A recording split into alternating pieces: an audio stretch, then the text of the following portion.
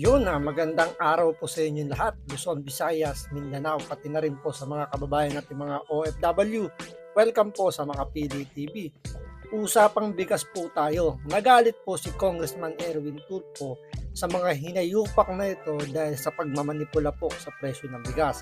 Kung inyo pong maaalala, binabaan po ang taripa sa mga pag-i-import po ng mga imported na bigas para daw bumaba yung presyo nito. Dahil nga doon sa pangako ni Pangulong Bongbong Marcos na 20 pesos kada kilo, sinusolusyonan niya, yung nga lang hindi kayang ibigay yung 20 pesos. So ang target nila is at least 29 to 30 pesos per kilo. Pero dito nagalit si Congressman Erwin Tulfo dahil tila mali po yung mga sinasabing mga presyuhan po nitong mga importer at mga retailer po ng bigas. So parang nagtatakipan po itong mga hinayupak na ito dahil sa sinasabi nila na ang presyohan daw ng binibenta nilang bigas is around 45 pesos per kilo lang, which is malayo po sa mga nangyayari talaga pag ikaw ay nasa palengke dahil nag-range po ang bigas from 50 pesos hanggang 60 pesos per kilo. Kaya dito hindi po napigilan ni Congressman Erwin Tulfo na makapagbitaw ng hindi magandang salita tulad nga ng matawag niyang mga hinayupak itong mga nagko-control o mga nagmamanipula dito sa presyo ng bigas. So ito, panoorin po natin si Congressman Erwin Tulfo kung paano niya inaalam kung paano hindi naibibigay yung tamang presyohan ng bigas na ibinaba na nga yung taripa sa presyo ng yung pagkuha ba ng tax doon sa mga imported na bigas, parang lalo pang sumisipa yung presyo ng bigas. So walang pinagkaiba ito tungkol doon sa sa oil deregulation law na pinirmahan dati na ang layunin para daw maibaba yung presyo ng gasolina. Since na napirmahan yung oil deregulation law, mas lalo pa tong sumipat, umaabot na ngayon ng 55 pesos per liter.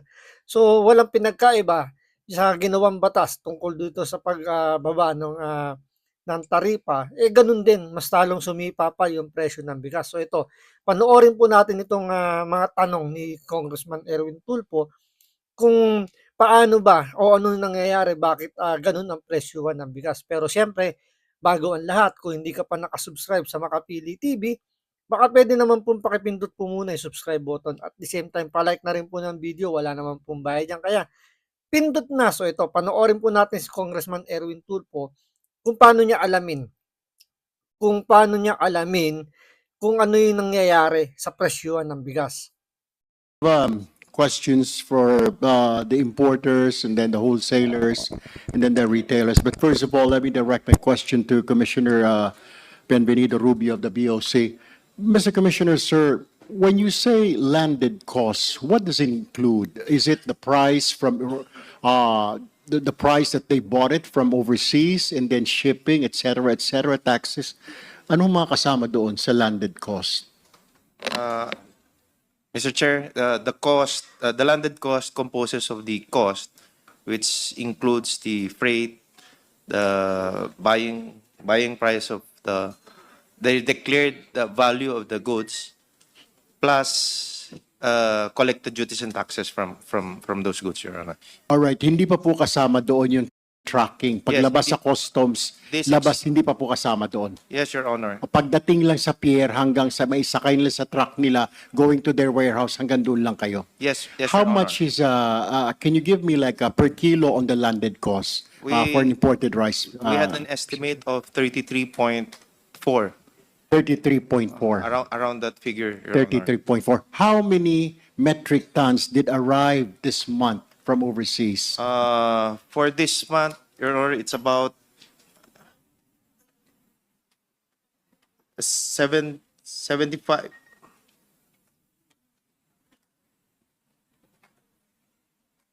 It's about 73,000 metric ton, Your Honor. All right, thank you, Mr. Chair. Let me now direct my question to the importer. Any importers can answer my question. My question, Mr. Chair, for any of the importers lang po, siguro si Ma'am Chu, right? Do you know anything? How much from your importer, from your client? Importer po siya, di po ba? Magkano po ang pasa niya sa wholesaler? You said yung client mo is just a mere importer. So magkano po ang pasa niya sa client niya? We're talking about 33 pesos something. Magkano po ang pasa niya? Because we're trying, Mr. Chair, what I'm trying to establish here, merong po nagmamanipulate ng price. So kung 33 po something ang landed cost, then nasa 33, dadagdag si importer ng presyo, tracking, etc. How much is it, Attorney Chu, yung pagpasa niya sa importer? How much is it? Kasama na po yung profit niya, expenses niya, tracking, warehousing, etc., etc. How much? Your Honor, hindi ko po nakuha yung landed cost, but the rate that we sell it to our wholesaler, I was told, it was 41. Noon po, before the tariff decrease, it was 48. And now po, binaba na po nila to 41. 41 ang pasa po nila. So kasama na po doon yung profit. We're talking about kasama na po ang profit and then yung transportation, warehousing, etc., expenses. All in na po yan, 41. All right. Ang pasa niya po sa wholesaler or pasa niya sa retailer? Wholesaler lang po. They don't sell to retailers. Okay, so 41 po wholesaler. All right. Now, my question is, who's the wholesaler here?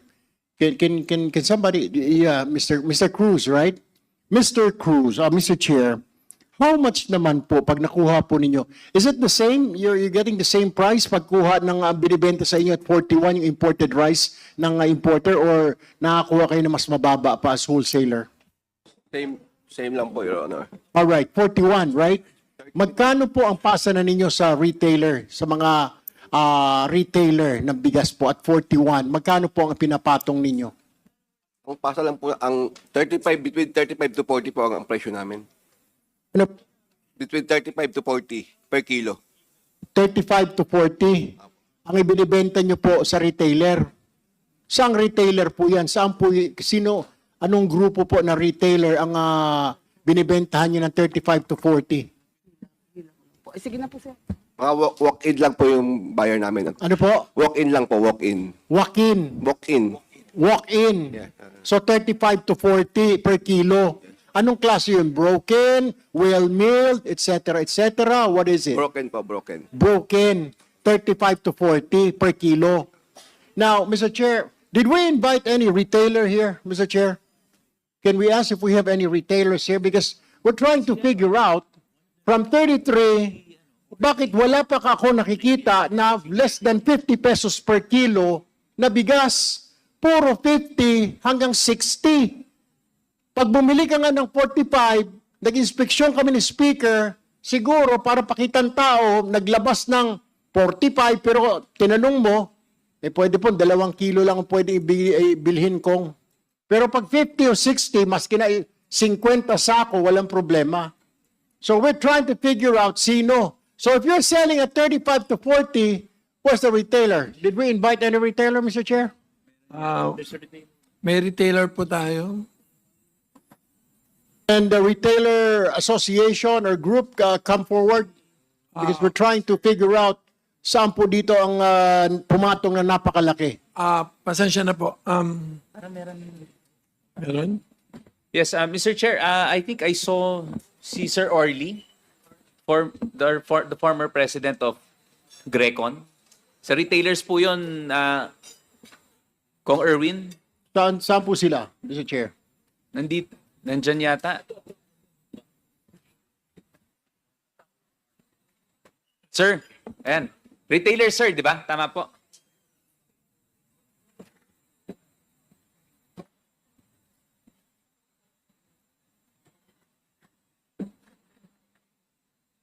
Hello po, magandang hapon po sa lahat.